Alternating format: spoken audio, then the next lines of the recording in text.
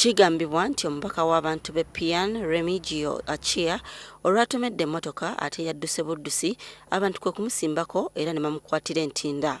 Poliisi egamba nti kyokka bwe bamutuuseeko nga gwanywedde muzibu era kwe kutwalibwa ku poliisi entinda.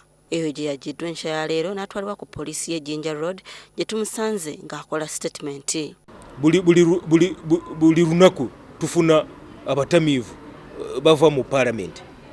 Parliament yonna abatamiivu kiki ekiri mu parliament ye Uganda.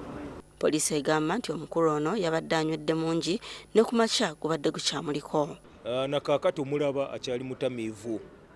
Ono agaaniddwa okweyimirirwa ku kakalu ka poliisi nga poliisi egamba nti ababaka beekolaganya nabo mu ngeri eno tebabeeredde bango. Bw'oba tumwagala tujja kuwandiikira sipiika tuwandiike ebiwandiiko ng'akomewo ku poliisi. Abalala abutukwata ne tubawa bondi tebakomawo. Wabula omubaka ono agamba nti gwe yakoonye ye yabadde mu nsobi. Ekyokubeera nti yabadde atamidde agaanyi okukyogerako. The car which was coming in front of me, I thought it was a border because it had one light, so I put the car on my side.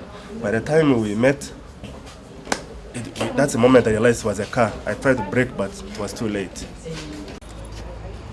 Poliisi egamba nti omubaka wakusula mu kaduukulu okutuusa olunaku lw'enkya lwanaatwalibwa mu kkooti agguleko ogw'okuvuga endiima okukoona n'adduka ssaako okuvuga ng'atamidde.